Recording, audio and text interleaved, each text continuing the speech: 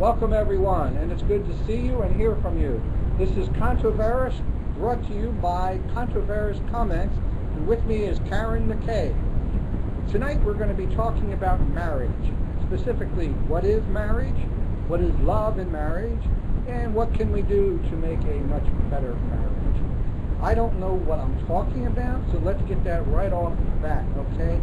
I was married 2 times. The first time was what I would call a war fever marriage. What does that mean? I met a young woman outside of New Orleans. Why do we need marriage? Why do we need marriage? To procreate, to continue with our species, to have the family, the children, etc. Other people get married because they want to have sex, and that becomes a primary reason to get married, and that is not the best reason to get married. What about love?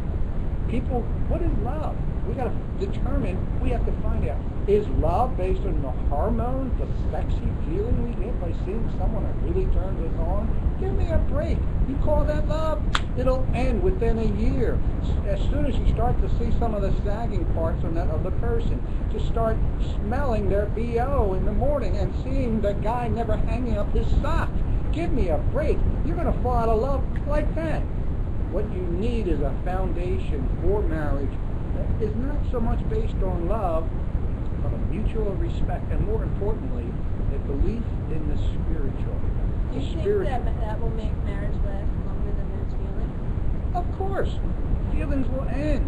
They're going to be like yesterday's ham and eggs. You're going to eat them and it's gone. Same thing with sex. Let's face it, sex, hey, the be-all and end-all. You have it, you make love, and wham, bam. Okay, so you stretch it out, and it's not wham, bam, thank you, ma'am. It is more pleasurable. You are a connoisseur, and you make love, and you stretch it out for an hour, and it's gone. It's gone. Spirituality will last a lifetime, and it's not going to go on. Now, I'm not talking about holy roller type of spirituality. I'm talking about a love that is between a man and a woman finding a common goal with a force that is above them, in them, and among them. That's what you ought to see when you look for a relationship for marriage.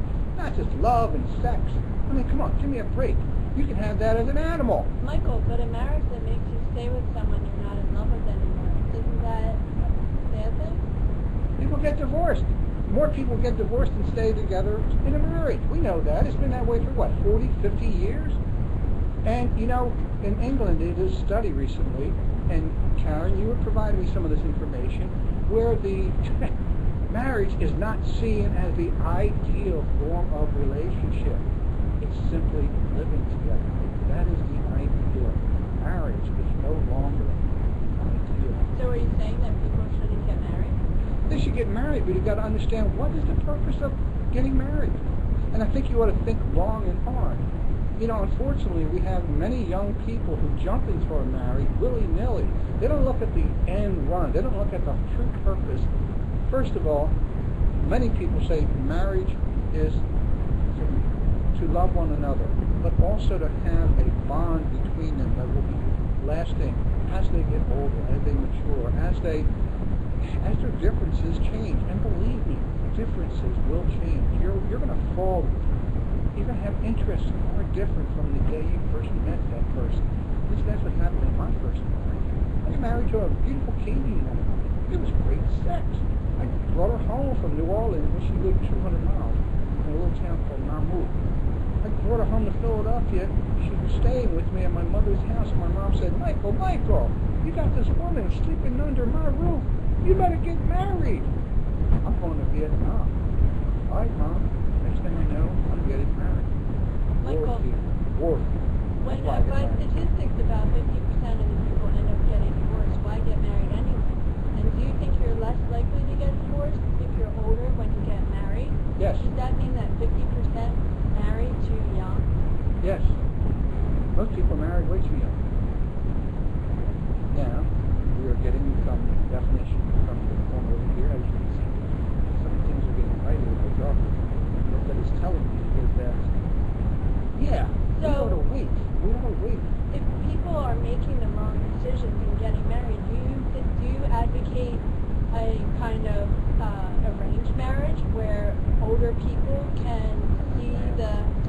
We make fun of it, the old-fashioned, the old country, how the parents and grandparents would get together in a village and say, these two people should come together. They have so much in common, and it can join our families together. That has a lot. There's a lot to be said about it. And the one thing, when I stress more than anything else, is the spiritual background. Let me tell you about my second marriage. How many times have I been married? Who's counting? Eventually, yeah.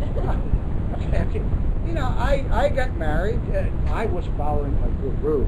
Okay, I was in the meditation. I had just gotten divorced about a year earlier, and I heard about this Jesus freak.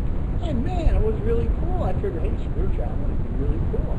So I gave up my guru. I became first an Episcopalian, then a Presbyterian. We got married by a Presbyterian minister. No, strike that. We got married in a Presbyterian church by a Methodist minister who was my second wife's sister. Did I get that right? Yeah. And I went to gospel reading and all Bible study, and I did everything. So isn't that a marriage based on spiritual foundation? Yes. And then all of a sudden, she didn't want to be spiritual anymore. And someone came to the church, and she was a born-again Christian. And she was offended when Mother Divine, whose husband thought that he was the reincarnation of Christ, was to speak in the Presbyterian church. And she boycotted going back to that church. Me, I was floundering. I still wanted to be involved. I thought it was good for the family. But hey, one thing I have learned is that if you get a woman in charge of the spirituality of the family, you are so far advanced. A woman can urge the man. She can direct him. She can be in the forefront. She can, God, I want to elevate a woman and place her above me and follow her.